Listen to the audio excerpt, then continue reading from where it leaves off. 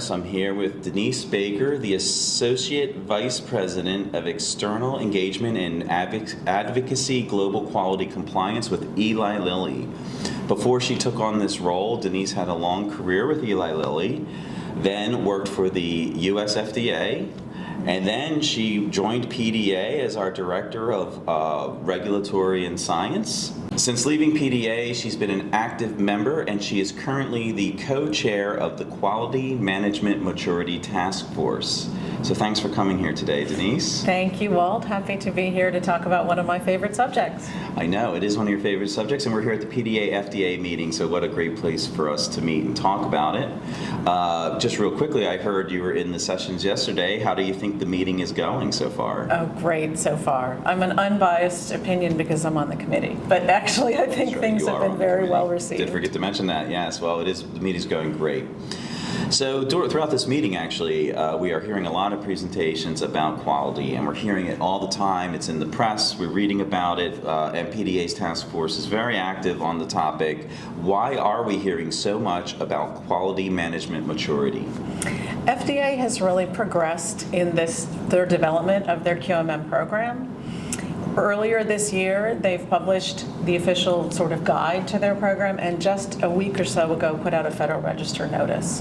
They've held a series of listening sessions with groups like PDA. Our task force represented PDA in that. They've talked to pharma, they've talked to ISPE. So we believe they're very close to formally rolling out the program. There were some other publications about the results of the pilot program that they've done over the last couple of years.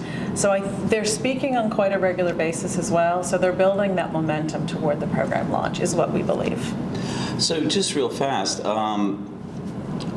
just in case people aren't aware, what was the pilot program? Can you just say that in a few? Yes, so FDA employed two different consultants. They each had their own model and approach and went out and worked with a number of companies. The program was open voluntarily to several folks in the industry. And FDA took the results of those two pilot programs. They did some site visits as well, put that all into their white paper, and used that data to develop and refine the parameters that they'll be including in their own program.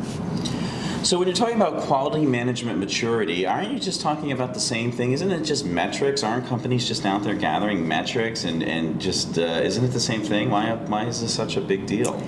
So many companies use metrics, and metrics are really the controls, the individual data points that you're collecting around your systems. Quality management maturity is a combination, and if you've seen any of the presentations, FDA uses an umbrella to represent this. And so metrics is one piece, culture is one piece, your quality management system itself is a piece. And they see quality management maturity as an overarching approach to ensuring that you have a consistent, sustainable approach to your quality so that the patients will receive the products not only in good quality, but when they need it. So they see it as assuring access, and they've tried to really differentiate. Following GMPs is one thing, but quality management maturity is the next level above. So it's not the same as just implementing a quality management system. I just put in a QMS, and now I'm mature. I just get FDA to say we're mature now. If only it were that easy. So a QMS is your system of policies, procedures, controls, and sometimes metrics that you use to run your business. And people use QMS well beyond pharmaceutical. We heard from the gentleman about Boeing, right? They have a quality management system. We heard that earlier this week. But the way you implement that system varies across companies and over time. And the management maturity approach is intended to help assure that that QMS is functioning well and keeping you in a compliant and sustainable state.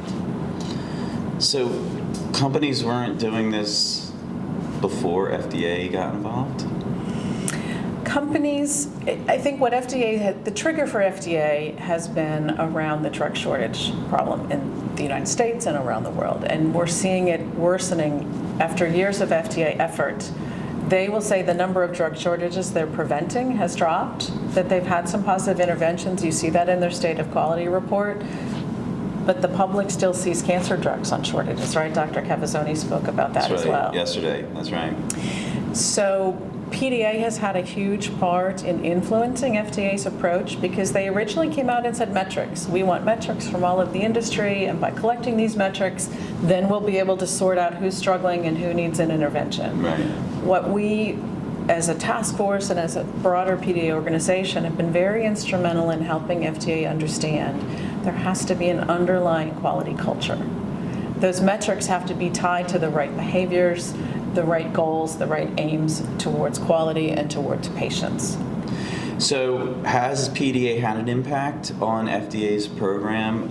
You're right, FDA originally was focusing on the metrics. It seemed like they wanted companies just to feed their metrics straight to them almost, and that everything would be great. We'd have no more quality problems. PDA said, no, we would like you to look at the quality management maturity. How's that working out so far? Are we having an impact? So over a number of years, PDA has remained engaged with FDA. And you see in the current publication of the draft of their program, it's very similar and quite aligned with work that PDA has done. When PDA's quality culture tool was first developed, we actually trained over 100 regulators, members of the task force and others within PDA, and have had a number of discussions. Several FDA folks from the Office of Quality Surveillance were observers as our program was being developed. And we continue to engage. The listening session is another example where we believe that they heard some different ideas from PDA because of the depth of experience. We have a number of members that are very vested in this program, very experienced, and work in their day jobs in this area. And I do want to remind our readers, our viewers, that these are all volunteers, of course, for PDA. So it's very impressive, just like you're volunteering. And speaking of all those volunteers, what are the volunteers you included in the QMM task force working on now? What can we look forward to? So there will be a points to consider document coming out shortly about the implementation of metrics. So it's not that we've abandoned the topic of metrics in lieu of quality management maturity. Both of those aspects are important. And the PTC is designed to help a company establish a metrics program or perhaps refine their program. So give some guidance on how to choose carefully and to ensure that you're incenting the right behaviors with the metrics we're using. We have a meeting later this week where we're going to finalize some of our plans for 2024. The other thing we are exploring is a revision to the model. So it's been many years. It's stood the test of time. Many companies are still using it. Training is still actively going on.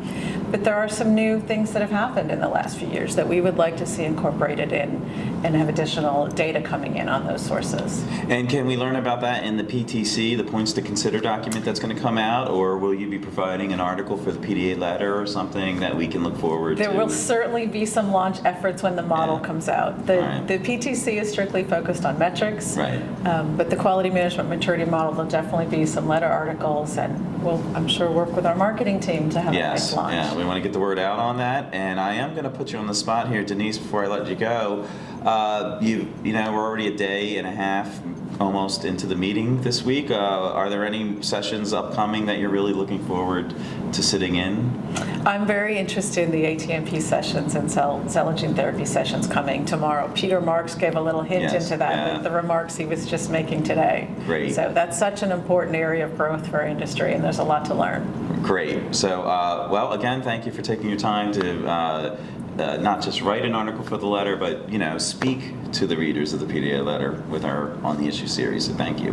Thank you for the opportunity. Appreciate it.